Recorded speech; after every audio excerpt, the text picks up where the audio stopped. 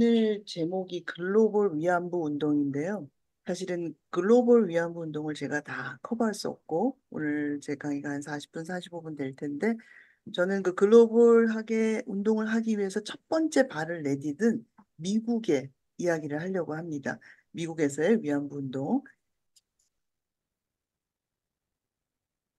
여러분 다 아시겠지만, 제가 거의 영어를 쓰지 않겠지만 이 슬라이드에 필요한 경우에 조금 있을 거예요. 미국에서 comfort women이라고 그렇게 쓰는데 여러분 다 아시겠지만 이 단어 자체에 문제가 있는 거를 잘 아시죠? 이것이 일본 사람들이 만든 용어고 우리가 지금 comfort women 위안부 있기 전에 이미 일본에서 위안부 제도가 있어 왔고 군인들이 특히 가미카제 같이 자살 비행기 나가기 전에 이 사기를 돋구기 위해서 또는 군사 기밀이 새지 않기 위해서 또는 동네에 나가서 전쟁터에 여기저기 나가서 강간을 하지 않기 위해서 뭐 여러 가지 이유 때문에 Comfort Women Station이라는 위안부 군 위안부 그 공창을 이렇게 만들었습니다. 거기에 이제 할머니들이 끌려갔는데 comfort 그 솔저죠 말하자면 그 군사들을 위로하기 위한 거라는 그 말 자체가 할머니들한테 너무나 모욕적인 거죠 처음부터. 그리고 맞지도 않는 말이고 그래서 이미 유엔에서 그리고 힐러리 클린턴이 위안부라는 말보다는 컴포먼이라는 말보다는 섹슈얼 슬레이버리 공식적으로 성노예라는 말을 쓰는 것이 맞다라고 했는데 사실은 할머니들이 그 말도 좀 좋아하지 않으세요. 그 말이 주는 뉘앙스가 있기 때문에 할머니라고 불러라. 할머니라고 불러라. 제가 어디를 봐야 될지 잘 모르겠습니다. 요 카메라 봐야 되나요? 할머니라고 불러라. 그래서 우리는 모두 할머니라고 부릅니다. 그렇지만 아직도 왜 컴포트 워먼이라는 그 말을 쓰는가 하면은 자료를 찾아야 되는데 모든 자료가 컴포트 워먼이라는 이름으로 기록돼 있어요. 오로지 그 이유, 자료를 찾기 위한 이유 아니면은 할머니라는 그런 단어를 쓰도록 하겠습니다. 제가 얼마 전에 다른 그 책의 한 북챕터를 한 북의 그 한 장을 썼는데요. 그 썼던 그 제 북챕터의 제목이 Intersectional Feminism. 인터섹셔널 하다는 걸 한국말로 어떻게 번역해야 될지 잘 모르겠더라고요. 영어 잘하시는 분 좀 도와주세요. 이렇게 응? 여러 가지가 교차되는 이게 교차로 같은 건데요. 사실은 위안부 할머니 피해자들이 오로지 여자이기 때문에 잡혀간 건 아니었죠. 잘 아시다시피. 특별히 가난한 농촌에 좀 집안 형편이 어려운 그리고 좀 어린 나이대가 좀 어린 13살, 14살부터 21살까지 그리고 우리나라 여성분들이 가장 많이 어,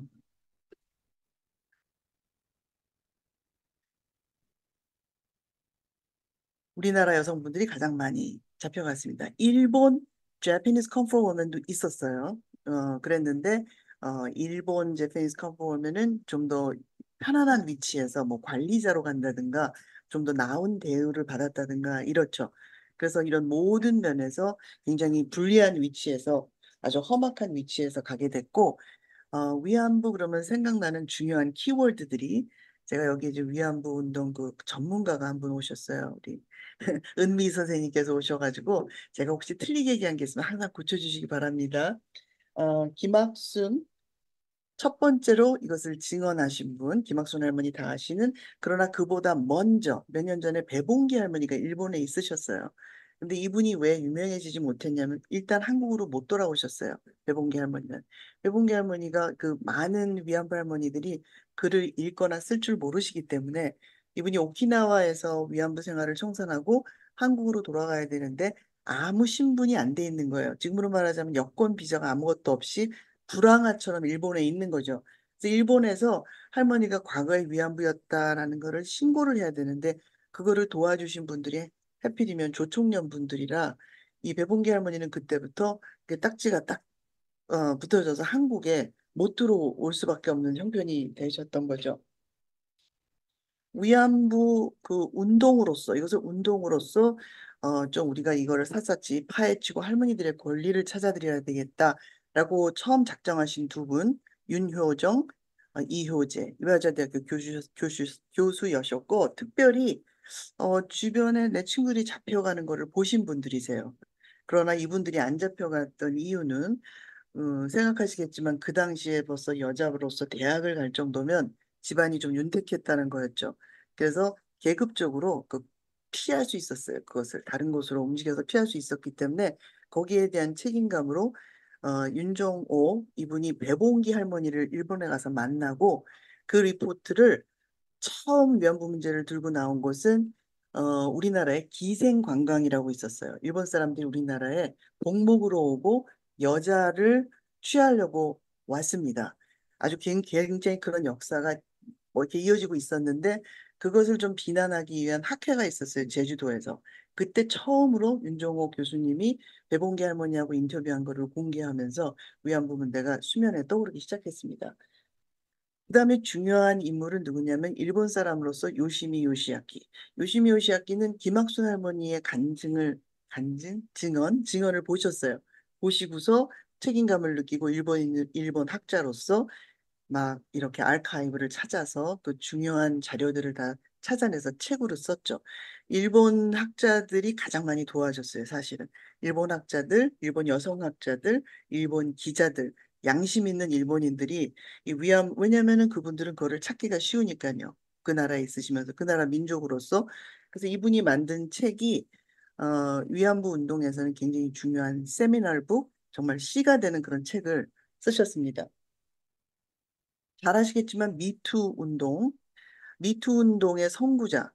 왜냐하면 여자들이 어떤 부끄러운 일을 당했을 때 그것을 공공연하게 얘기하지 못하는 것은 동서고금을 막론하고 똑같은 문제인 것 같습니다. 지금도 어디에서나 세상 어디에서나 여자들이 당했을 때 특히 나이가 어릴수록 그것을 얘기하지 못하고 있죠. 그래서 그 미투 무브먼트가 무슨 권력자, 뭐 할리우드에서 아니면 교수이기 때문에 학생이 뭐 여러 가지 권력자들이 그 일을 당했을 때 그것을 나는 당당하게 이야기한다. 라는 것의 최초 아마 미투 선구자가 우리 할머니들이 아닌가 싶습니다. 숫자가 또 논란의 여지인데요. 할머니들이 그러면 한 20만 명이었나? 한 5만 명이었나? 일본 사람들은 숫자를 줄이려고 하겠죠. 그리고 피해자들은 숫자를 좀 더 많이 해야 한다는 생각을 하고 있을 텐데요. 최근에 페이페이추라는 중국 학자께서 Chinese Come From Women, 중국 위안부라는 책을 내셨어요. 그리고 그 책에 중국 위안부만 20만이 있었다. 그래서 원래 알고 있는 20만 플러스 20만에서 40만의 피해자가 있었다라는 센세이셔널한 책을 발표하셨습니다. 그럼 그 20만은 왜 이제까지 조용히 있었을까요? 중국은 우리랑 좀 입장이 틀린 게 우리는 일본의 속국이었잖아요, 당시에. 중국은 적국이었습니다. 그럼 적국에 그 봉사를 했다라는 게 그런 섹슈얼 서비스를 했다라는 자체가 역적 행위로 몰릴 수가 있었어요. 그래서 중국 위안부 할머니들은 한마디도 할 수가 없었죠. 아주 최근까지. 그래서 그 숫자는 뭐에 비교해서 나오느냐면 지금 이것은 Women's Active Museum on War and Peace, 줄여서 웸이라 그래서 일본에 있는 위안부 박물관이에요. 아주 중요한 박물관이죠. 여기서 굉장히 중요한 자료들을 많이 주고 있는데 거기서 제공한 위안소가 있었던 지도입니다. 그 위안소는 군사의 숫자에 비례해서 있고 그러면 위안소에 몇 명이 배출됐고 이런 거를 다 계산해 보면은 40만이 나온다는 거죠. 여러분 잘 아시다시피 한국에서는 정신대 문제 대책 협의회 굉장히 중요한 단체죠. 1990년 이 단체가 발족이 됐습니다. 윤종호 교수님이 서재, 서재에서 이렇게 다 사랑방처럼 공부를 좀 하자, 자료를 모으자, 뭐 이렇게 시작됐다고 하더라고요. 그래서 첫 번째 피해자 할머니 김학순 할머니를 설득해서 기자회견을 하셔야 됩니다. 세상에 알려야 됩니다. 할머니가 그 마음을 먹도록 옆에서 많이 도와주시고 신뢰를 쌓았다고 합니다. 할머니가 처음으로 이거를 얘기하신 것은 67세 당시 이미 돌아가셨지만 그래서 최초의 증언자가 되셨고 할머니가 발표하신 1991년 8월 14일을 우리가 위안부의 날로 정했습니다. 며칠 전에 지나갔죠. 미국 얘기로 들어가겠습니다. 미국에서는 황금주 할머니가 처음으로 태평양을 건너오셨어요. 황금주 할머니가 건너오신 시간은 1992년. 1990년에 정대협 창설되었고요. 91년에 김학순 할머니 증언하셨고요. 1992년에 첫 수요 집회가 있었고요. 또 황금주 할머니가 미국으로 건너오셨습니다. 할머니는 39년 13살 때 만주로 잡혀가셨다고 말씀을 하셨고, 교회 지하실에서, 저도 지금 교회에서 말을 하는데, 교회 지하실에서 할머니가 말을 할 때 많은 사람들이 깜짝 놀랐습니다. 그만큼 이 문제가 알려지지 않았었죠. 그리고 팍스 5, 팍스 4, 죄송합니다. 채널 4, 팍스 뉴스에서 그 교회에 와서 할머니가 증언하신 거를 촬영을 해서 그 방송에 내보내서 사람들이 굉장히 많은 사람들이 이 문제를 처음으로 듣게 됐죠. 그리고 할머니가 오셨던 거는 미국 추수감사절인 11월쯤이라면은 한 달 뒤 12월 12일 날 워싱턴 정신대무체 대책위원회 한 글자만 틀려요. 대책위원회가 창설되었습니다. 지금부터는 그 워싱턴 정신대문제 대책위원회를 줄여서 WCCW라고 얘기할 거예요. Washington Coalition for Comfort Women.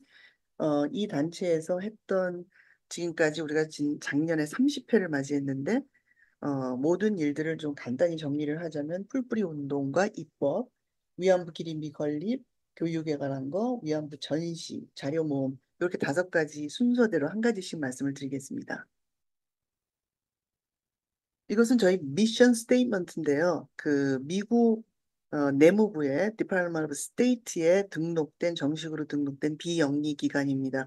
비영리 기관이 종류가 굉장히 많아요. 저희는 501c3라 그래서 정치적인 활동을 할 수가 없고 어떤 한 당을 우리가 뭐 민주당이나 공화당을 지지할 수 없는 그런 성격의 당입니다.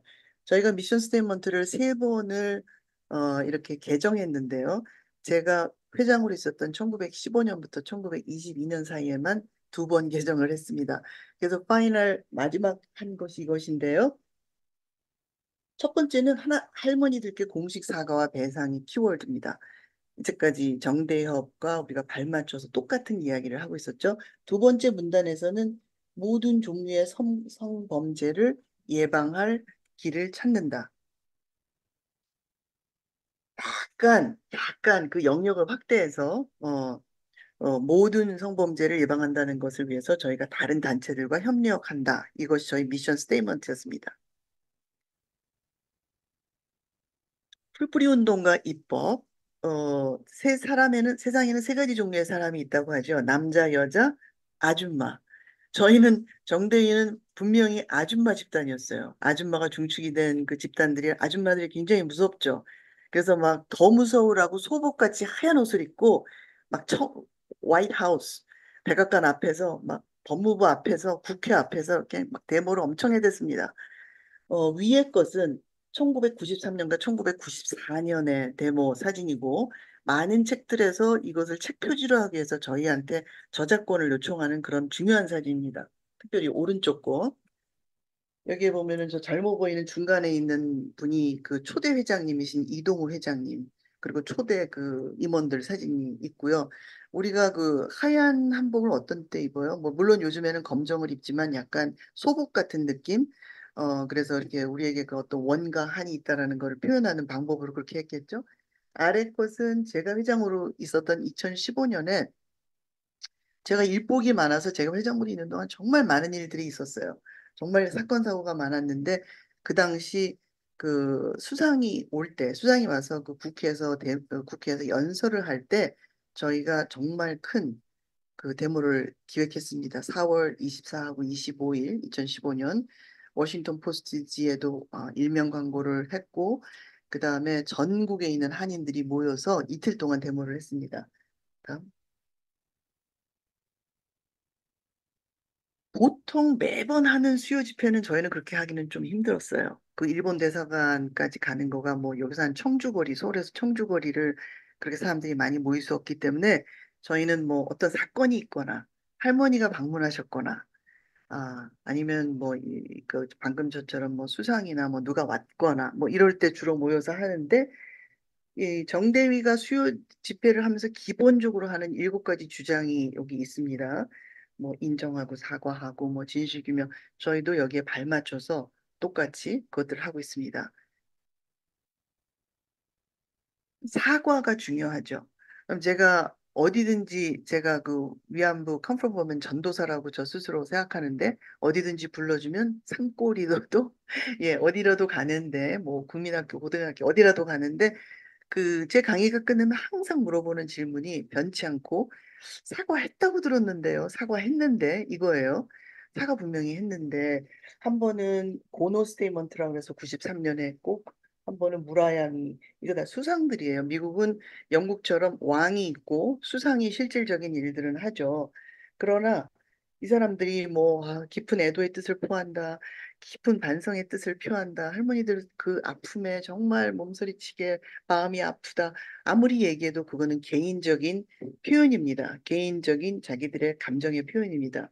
정식 사과라고 공식 사과라고 하는 것은 일본 국회는 다이어트라고 불러요. 일본 국회에 그것을 상정을 해서 국회에서 어떤 가결을 해서 표를 투표를 해서 그것을 통과시켜서 그러고 난 다음에 우리가 어떻게 배상해 줄까? 그 배상, reparation, 법적 배상. 그냥 워먼스 펀드라는 그런 한번 수상의 와이프가 그런 걸 한 적이 있죠. 여자들이 이렇게 뭐 십시일반 모아서 돈을 줬는데 사실은 그 돈의 성격이 문제예요. 성격이. 국회에서 통과시키고 공식적으로 통과해서 그거에 대한 법적 배상, 그걸 원하는 거지. 누가 그냥 불쌍하다고 뭐 개인적인 도네이션 모아서 준 거를 원하는 건 아니라는 거죠. 할머니들이 큰 돈도 필요 없고 명예 회복이 중요하니까요. 이 미국에서 이렇게 십시일반 모이기 시작한 위안부 운동은 저희 단체뿐만 아니라 다른 주에서도 아까 우리 기자님과 잠깐 말씀을 나눴지만 미국에서 한국 사람들이 열심히 특히 뭐 세탁소 제일 많이 하시고 델리 하시고 그렇게 해서 했지만 뭐 정치까지 생각할 틈은 없었죠. 그냥 먹고 살고 자식 좋은 대학 보내는 거에 너무 바빠 있는 찰나에 LA 폭동이 터졌어요. 1992년. 아까 기억하라 그런 그 같은 해죠. 1992년에 LA 폭동이 터졌을 때 경찰이 한국 교민을 그냥 내깔겨뒀습니다. 그리고 그 뒤에 있는 베버리 힐즈하고 헐리우드만 딱 지키고 서서 한국 사람들은 죽거나 말거나 가게들이 다 불타거나 말거나 내버려뒀죠. 정신이 번쩍 났어요. 아, 내가 지켜야 되는구나. 내 목소리는 내가 내야 되는구나 싶어서 Korean American Association 한인회를 만들기 시작했습니다. 그만하라는 얘기인가요? 음. 한인회를 만들기 시작했는데 이 한인회에서 만든 그 1992년 그 해에 마침 정대위가 만들어졌잖아요. WCCW. 그래서 WCCW는 이 한인회 도움이 없었더라면 그렇게 큰 일들을 할 수 없었습니다. 한인회, 특별히 뭐 한인들이 많이 사는 뉴욕, 시카고, LA, 그다음에 조지아, 텍사스 뭐 이런 큰 도시들에서 모두 힘을 합쳐서 그분들이 다 시민권자잖아요. 그 동네에 있는 국회의원들을 이렇게 찌를 수 있는 자격이 있는 분들이죠. 그럼 기금도 모아주고 하면서 위안부 운동 좀 신경 써줘 막 이렇게 얘기를 한 거예요. 그래서 그 모든 노력들이 결실이 이루어져서 한 10년간의 노력이 합쳐서 결실을 이룬 것이 2007년에 위안부 결의안입니다.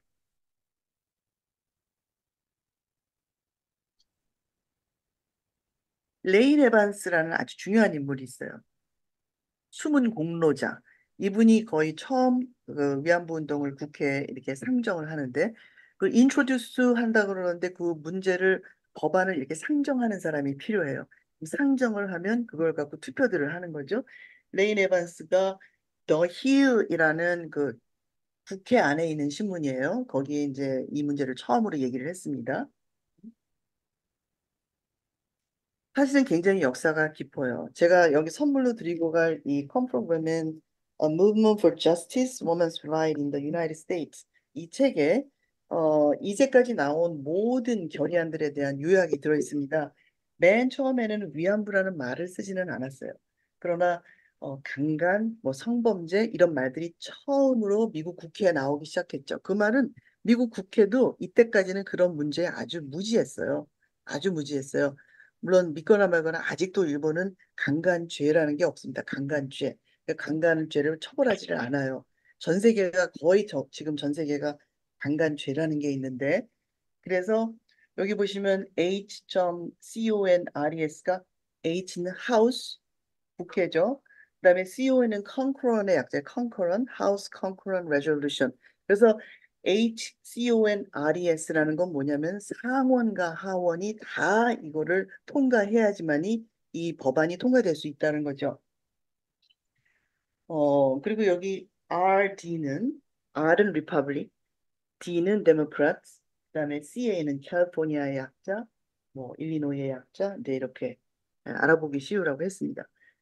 이분들이 war prisoner라는 말을 썼고 war crime이라는 말을 썼고 그리고 중요한 여러분 잘 아시는 마이크 혼다라는 일본 국회의원이 미국은 연방이 있고 또 주의회라는 게 있잖아요. 각 주. 캘리포니아 주에서 캘리포니아 어셈블리 조인트 레졸루션 27을 이미 통과를 시켰어요. 연방 국회에서 하기 전에. 그리고 2000년부터는 위안부 문제에만 집중적으로 이런 결의안들이 제안됐습니다. 357, 195, 216, 68. 다 리젝트 됐어요. 그때는 부시 대통령이 공화당이 꽉 잡고 있는 때라 위안부 문제 이런 거 신경도 쓰지 않았죠. 그랬는데 2006년에 아무래도 그 상원 공화당이 꽉 쥐고 있는 상원은 빼고 해야 되겠어. 그 상원을 빼고 하원만 보시면 CON이 빠졌죠. 2006년에 하우스 레졸루션 759 상원을 빼고 하원만 하니까 처음으로 통과된 거예요. 근데 이거는 제대로 된 하원 그 플로어라 그러는데 제대로 된 하원이 아니라 하원 중에 조그마한 커미티 조그마한 사람들이 모인 거기에서 통과가 됐고 자신감을 얻고 2007년에 근데 레인 에반스 이분이 파킨슨스 디지즈에 걸리셨어요. 그래서 이제 이 촛대를 어, 깃발 총대라 그러나요? 총대를 마이크 혼다한테 이렇게 넘겨주고 그분은 은퇴를 하셨죠. 그래서 마이크 혼다가 하실 때는 음, 이거를 인트로듀스 할 때 인트로듀스 하시는 분을 스폰서 하실 때 자그마치 167명의 스폰서랑 같이 내셨어요. 막강하죠. 167명. 이걸 누가 해냈어요? 전국에 있는 한인들, 그 한인회. 여기서 이제 동네마다 각 동네 그 국회의원들을 찌른 거죠. 국회의원들은 진짜 피곤한 잡이에요. 월요일부터 목요일까지는 DC에 있습니다. 다 DC 아파트들이 있어요. 그리고 목금토일은 자기네 동네로 가요. 플로리다로 가든지 캘리포니아로 가든지. 그러니까 자기네 동네로 왔을 때 이제 막 찌르는 거죠. 당근도 주고 채찍도 주고, 그러니까는 막 펀드레이징해서 돈도 주고, 의원들은 2년에 한 번 뽑으니까 되자마자 다음번 선거 자금을 걱정해야 되거든요. 그래서 선거 자금도 모아주고, 또 뭐, 이게 뭐, 우리 동네 얘기가 아니라 막 이러면서, 이건 국제적인 얘기가 아니라 막 글로벌한 이슈다, 뭐, 인권, 여권 막 부르짖고 이제 이러니까 시끄럽기도 하고 고맙기도 하고, 그래서 167명이나 모아졌습니다. 그거를 이제 마지막 파이널 이렇게 내놓기 전에 청문회라는 걸 하는데요. 우리나라도 아마 그렇게 할걸요. 청문회라는 걸 하는데, 팔레오마바가라는 분이 굉장히 위안부 그 편을 들어주시는 분이었어요.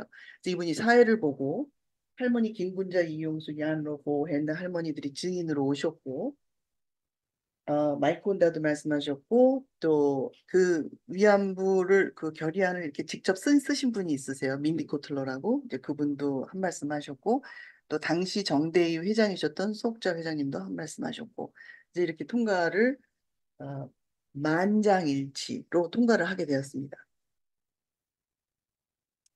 근데 증언자 중에서 그 할머니들이 좀 이렇게 뭐 얘기할 거를 좀 미리 이렇게 짜준다든가 그랬으면 더 좋지 않았을까. 그리고 저희 컬처가 우리는 뭐 이렇게 분명하게 얘기하는 문화가 좀 아니죠. 특히 부끄러운 것들은.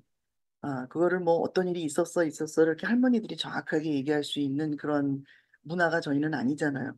근데 이 얀 러프 오헨느라는 분은 더치 사람이었는데 인도네시아가 더치의 식민지였어요. 한 140년 동안. 그러다가 일본이 식민지를 하게 됐어요. 한 3년 동안.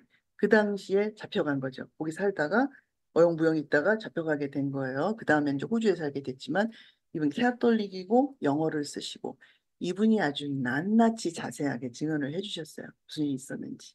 정말 낱낱이 자세하게. 그래서 제가 이 책을 쓰고 나서 영상 버전인 다큐멘터리를 만들었는데요.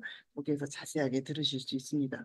어, 컬처도 컬처지만 이분이 굉장히 이모셔널하게 그거를 정확하게 잘 표현을 해주셔서 청문회 많이 도움이 되셨을 것 같아요. 롯데부터 그 위안부 운동이 우리가 소위 얘기하는 풀뿌리 운동, grassroot movement, 풀뿌리가 뭐예요? 풀이 너무 약하잖아요, 풀이.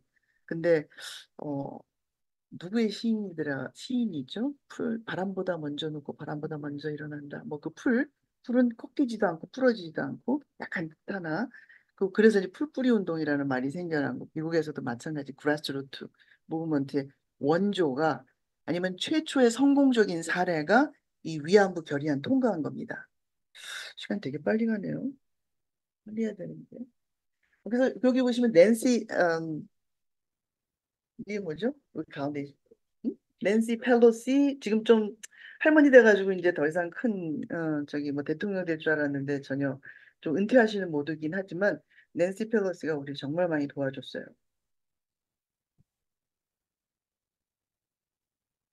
하우스 레졸루션 121 내용이 뭐지 궁금하시면 구글에서 치시면 딱 나와요. 두 개의 버전이 있고 또 서머리 버전이 있어요. 요약해 놓은 거. 요게 서머리 버전인데 약간 키워드를 제가 노란색으로 하이라이트 했습니다. 뭐 지금 이미 정대협에서 주장하고 있는 똑같은 거예요. 공식 사과 인정 그 얘기. 그리고 음, sexual slavery라는 단어를 썼다는 거. 그리고 또 중요한 거는 unequivocal. unequivocal은 굉장히 중요한 단어인데 이거는 정말 조건 없이 무조건 따지지 말고 사과해야 된다는 거죠. 다음. 그게 하나의 C가 됐어요. 겨자씨. 그 하우스 레졸루션 121이 뭐가 그렇게 중요하냐? 사실 레졸루션은 law가 아니에요. 법이 아니야. 법은 너 이거 어겼으니까 뭐 벌금 내. 아니면 깜빵에서 좀 살아. 이렇게 할 수 있는 구속력이 없어요. 한 나라가 한 나라한테 그렇게 할 수 있는 주권도 없죠. 미국이 우리 법에서 너네 잘못했으니까 한국에다가 사과하고 공적 사과하고 법적 배상을 해라고 할 수 있는 권한이 없어요. 사실은 한 나라가 한 나라한테. 그러나 우리는 강력히 이렇게 믿고 있고 이건 우리나라 전체의 생각을 대변하는 거야. 굉장히 그 상징적인 의미가 있어요. 법적인 효력은 없지만 그게 레졸루션이라는 거의 의미거든요.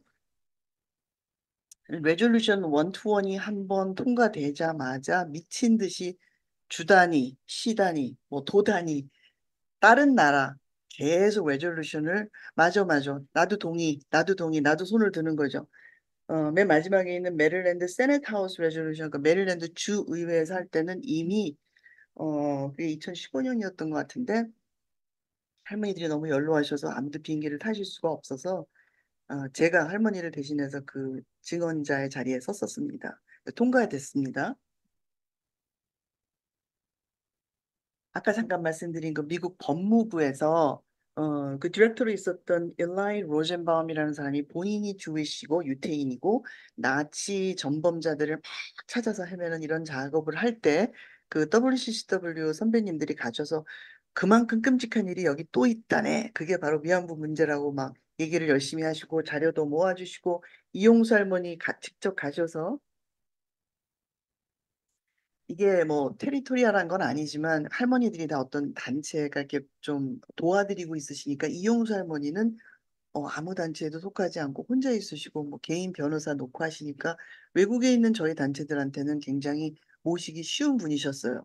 예. 그래서 이용수 할머니가 저희한테 제일 많이 오셨던 것 같습니다. 할머니가 그 일레이 로젠발 만나서 막 얘기하시고 또 할머니가 또 이런 거 잘하시잖아요.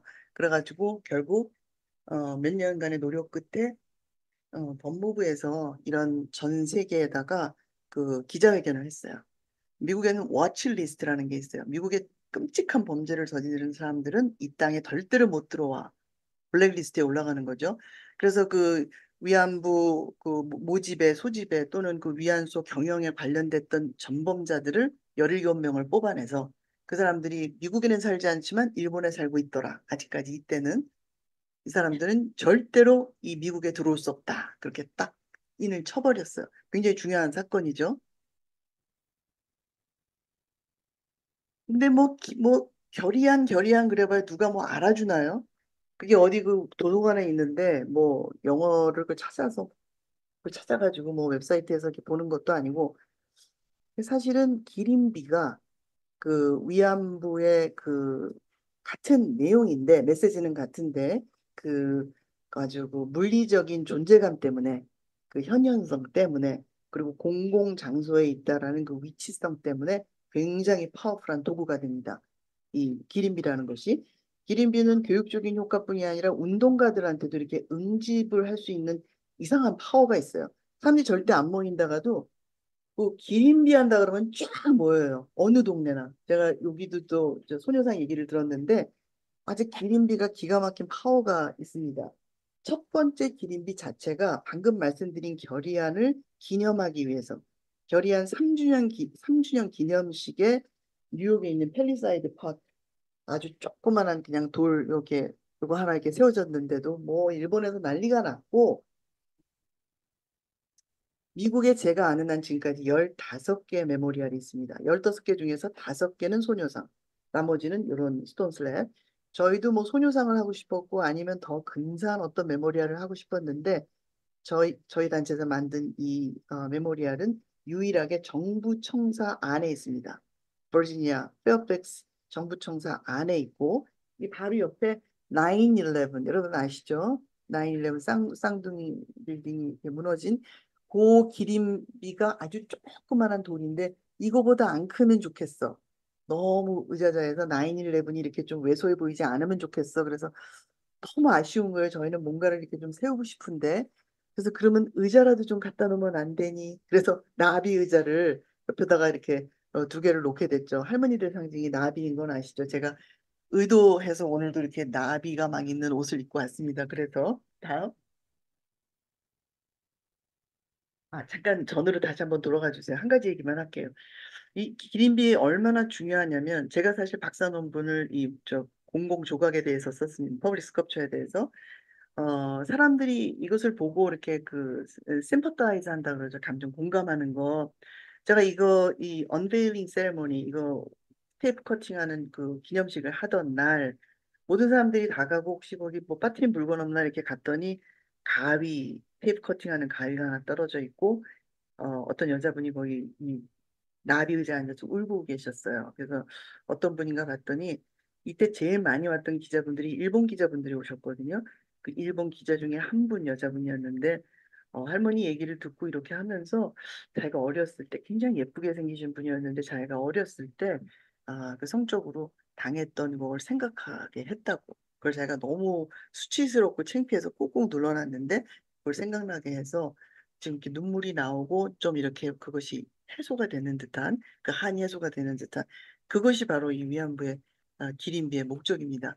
당장 70년 전의 사건 할머니들을 이렇게 그 명예를 회복시켜주는 건 일차적인 목적 이외에도 많은 사람들이 그것을 자신의 스토리로 만드는 것 그것이 이 기린비의 목적 중에 하나입니다.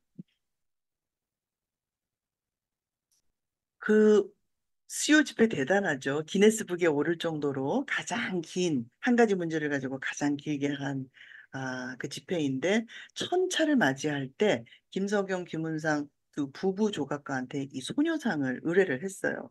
그 소녀상을 만들었는데 미국에서는 그 네 번째 기린비이자 첫 번째 소녀상 글렌데일에 LA에 만들어지게 됐죠.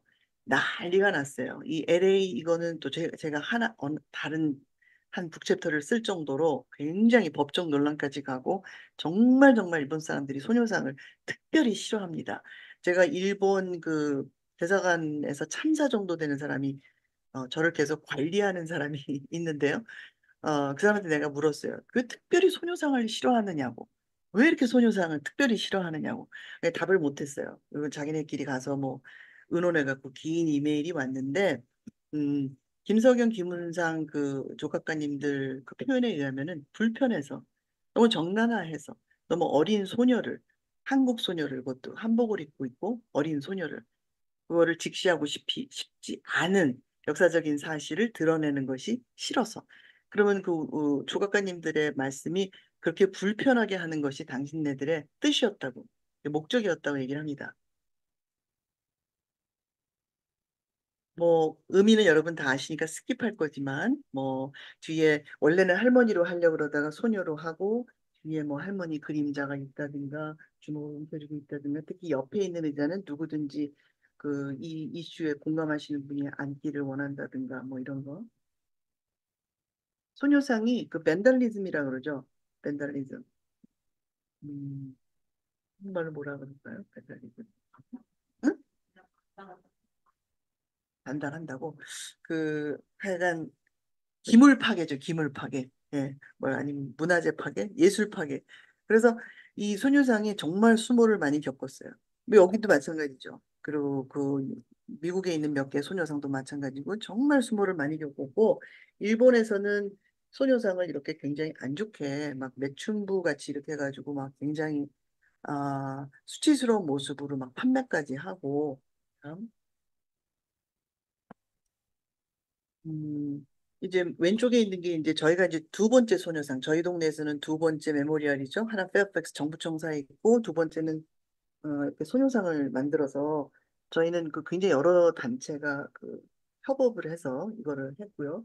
그다음에 요거는 이제 필라델피아 아니 죄송해요 커네티컷에 있는 소녀상에 저희가 응원해주러 올라갔는데 커네티컷에 있는 대학 좋은 대학 뭐죠? 커네티컷에 있는 좋은 대학? 예일대학, 예일대학. 예? 예일대학 맞죠? 거기 예일대학교 학생들이 무슨 그룹을 만들었더라고요. 제가 아까 그 이상하게 기린비를 하는 사람들을 모으고 사람들이 모으면서 단체가 생겨나요. 특히 젊은 사람들이 이렇게 단체를 만들어서 하는데 너무너무 예쁘게 열심히 용감하게 이거를 하고 있더라고요. 그 친구들이 원래 이것을 예일대학교 안에 교내에다가 하고 싶었는데 일본 사람들이 끝까지 반대를 해서 그 예일대학교 커뮤니티에도 일본 사람들이 많이 있을 거 아니에요. 그래서 결국에는 그 한인회관 앞에다가 이렇게 세우게 되었습니다.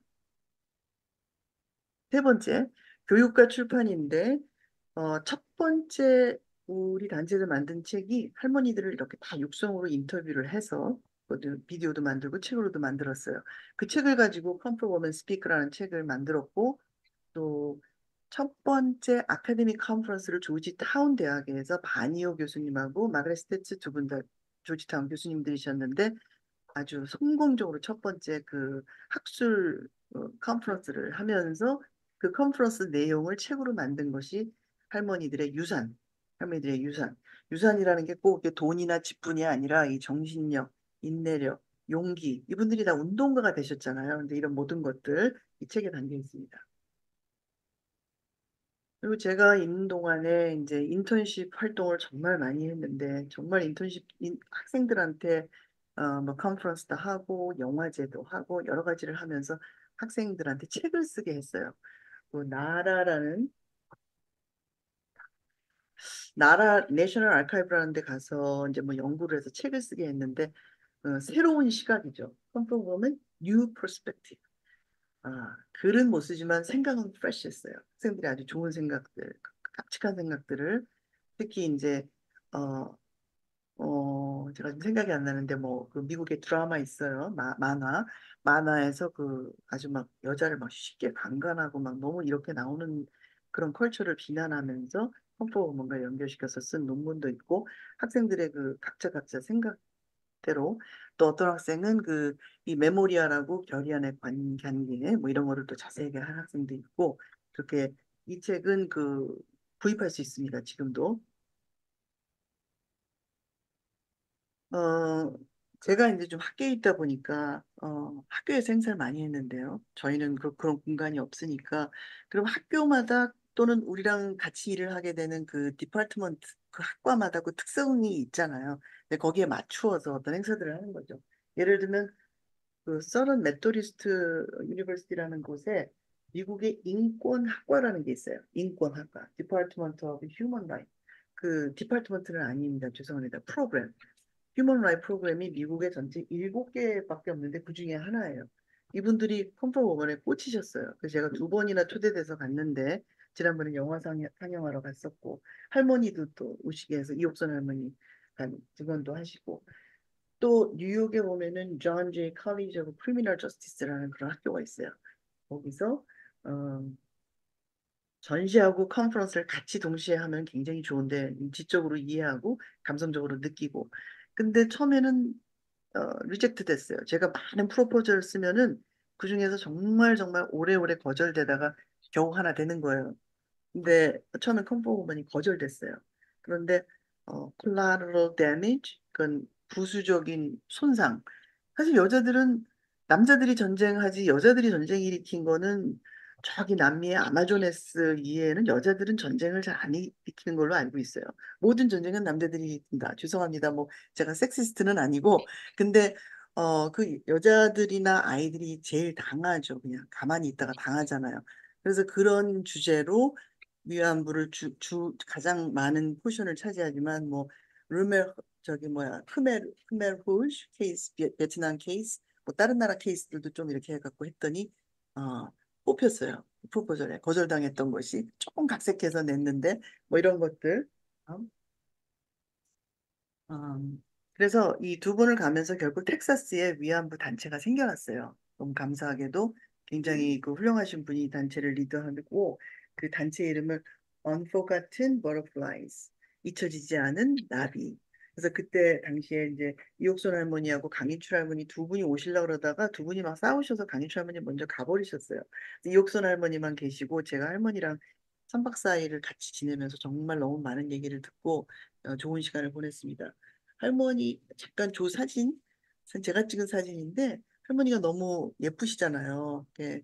할머니 뭐 머리도 이렇게 머리숱도 많으시고 막 옷도 너무 예쁘세요. 할머니가 다들 나 머리 이쁘다 그러고 옷 이쁘다 그러지 나 얼굴 이쁘다는 사람이 없어. 막 이러시더라고요. 다음 통과할게요. 뭐 이런 다른 학교의 생각들 통과. 그럼 네 번째는 전시인데 제가 저기 art history 학교에서 가리키는 그 선생이자 또 큐레이터, 전시를 기획하는 큐레이터가 그 두 가지가 저의 가장 메이저 잡입니다. 그래서 이 선조라 그러니까 저희 그 WCCW의 그 첫 번째 회장님, 두 번째 회장님들도 전시를 하셨어요. 전시를 국회에서 그 내셔널 아카이브 레코드 어드미니스트레이션 굉장히 중요한 기관이에요. 우리나라가 좀 아카이브를 할 수 없는 형편이었죠. 막 전쟁이 있고 뭐 정말 아카이브를 할 수 없는 형편이었어요. 그래서 저 내셔널 아카이브는 원이 있고 투가 있는데 원은 자기네 나라 거, 미국 거, 투는 온갖 외국 거, 거기에 우리나라 것도 굉장히 많이 있습니다. 그래서 우리나라 국사편찬위원회라든가 서울대학교 인권연구소 같은 데서 여름방학 때 두 달씩, 뭐 세 달씩 와서 이렇게 호텔 잡고 여기서 구하죠. 왜냐하면 여기 있는 자료들은 이렇게 박스에 들어있어서 장갑 끼고 손으로 찾아야 되는 거지 캐러로깅이 돼 있어가 컴퓨터에서 툭툭 찾는 자료들이 아니거든요. 오래오래 걸려서 찾아야 되는 거죠. 거기 자료들을 다 찾으셔서 위안부 자료들을 국회에서 이렇게 전시를 하신 거예요. 다음.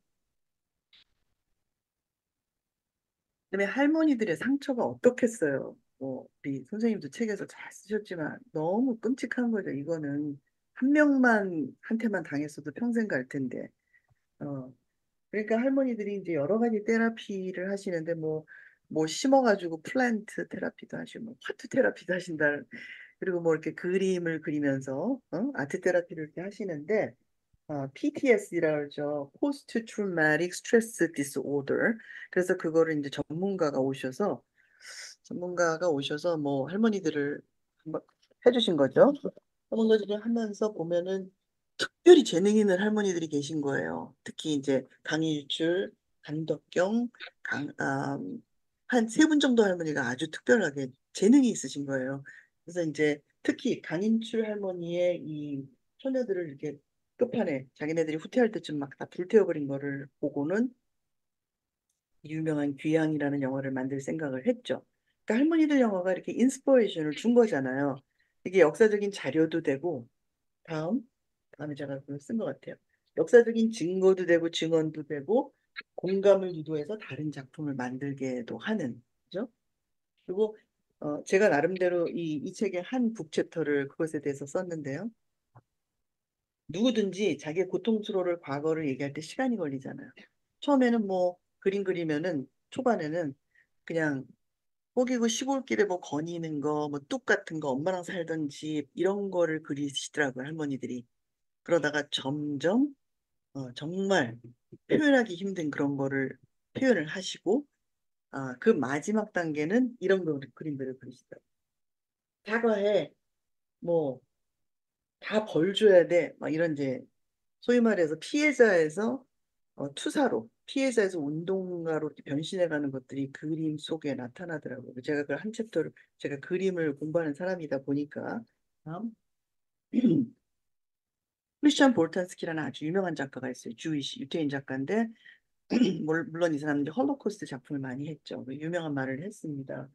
예술을, 작품을 만든다는 것은 단지 진실을 말하는 게 아니야. 진실을 느끼게 해주는 거지. 진실을 느끼게 해주는 거지. 이런 중요한 말을 했는데,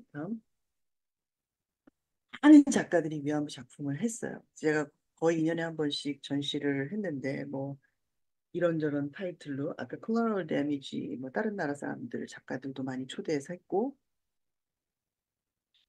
캐톨릭 대학에 그 DC에 있는 캐톨릭 대학이니까 특히 그 위안부 할머니들의 그 당한 거를 예수님하고 비교해서 물론 예수님 같이 인류를 구원한 건 아니지만 억울하게 죽었다라는 관점에서 스티브 까발로 같은 사람이 뭐 이런 것들을 했더라고요. 여기 이창진 씨 같은 경우에는 저 백그라운드 이렇게 금색으로 한 게 비잔틴 성화에서는 이렇게 숭고함을 나타낼 때 백그라운드를 금색으로 했거든요. 그래서 이런 식으로. 어? 네, 제가 그 여성가족부에서 처음으로 위안부 전시를 하게 됐어요. 치프 큐레이터로 하게 3억 정도 돈을 받아서 하게 됐는데 그때 음, 제일 중요한 작가로서 이 헝유라는 차이니즈 아메리칸 제이미 중국인이죠. 이제 이분이 아, 그 중국에서 이제 한 6살, 7살 때 도망 나오실 때 중국에서는 사진을 못 갖고 있게 했대요. 가족 사진 같은 거 다 뺏기고 오로지 모택동 사진만 이렇게 집에 있게끔 했기 때문에 사진에 대한 뭐 이렇게 맺힌 게 있으신 것 같더라고요. 그래서 아까 얘기한 그 나라에 가서 위안부 사진들을 보면서 유명한 위안부 사진이죠. 그 사실 나라에 있는 모든 것들은 퍼블릭 도메인입니다. 누구라도 갖다 쓸 수가 있어요. 그걸 보시고 이런 작품을 만드셨어요. 보시다시피 무채색에서 색채를 넣으셨고 뭐 여기 뒤에 나비 모양은 제가 개인적으로 인터뷰를 했거든요. 뭐 나비는 그 영국 황실의 상징, 그 명예와 권력의 상징, 자존심의 상징. 그 뒤에 뭐 막 눈이 이게 굴리는 그 저기 이 생선은 그거는 생선 피쉬는 쉔맨이라는 16세기 그 작가가 그린 그림에서 그때 정치가 굉장히 부패하고 썩었을 때 I'm watching you. 난 다 보고 있어. 뭐 그걸 상징하느라고 이렇게 썼다 그러고.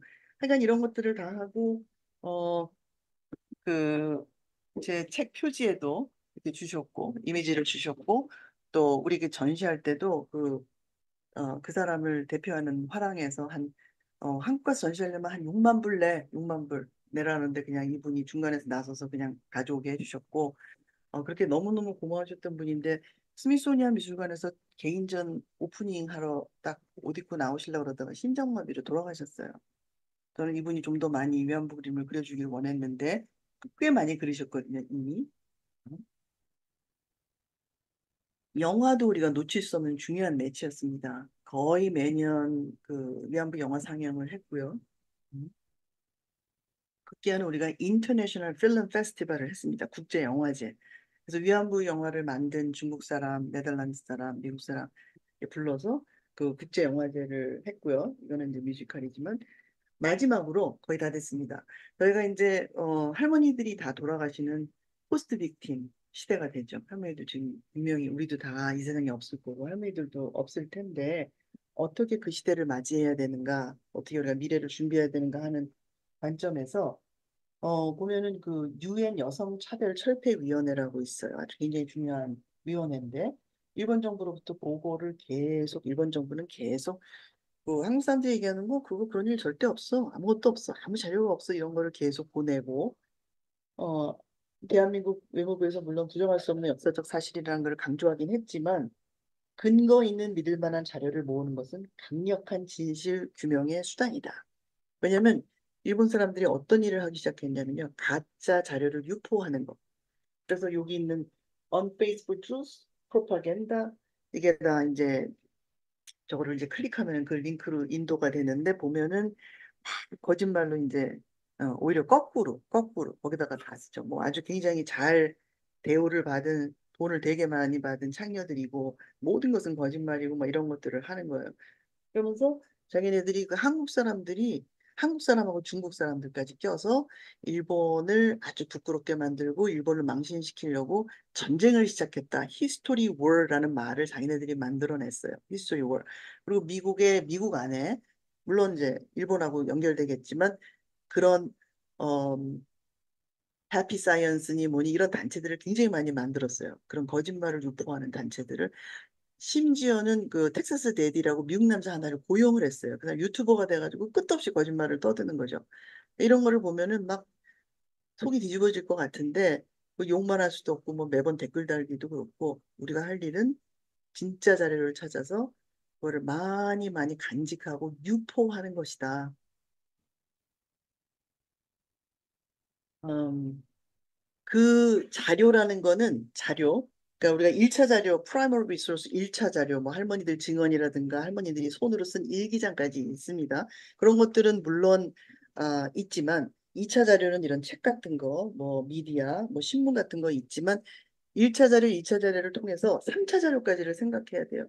그거를 가지고 만들어낼 수 있는 책, 영화, 소설, 그죠? 뭐 만화, 그런 모든 것들을 생각을 해야 되는데 이거는 2015년에 워싱턴 포스트와 워싱턴 타임즈에 동시에 제가 썼던 기고했던 글입니다. 그, 저기 그 외부 기고자죠. 외부 기고자로 썼는데 이런 식의 우리 한국말로 된 신문 말고 좀 주류 사회 글도 많이 써야만 되는 거죠. 다음. 이건 제 책, 아까 보여드린 책. 다음.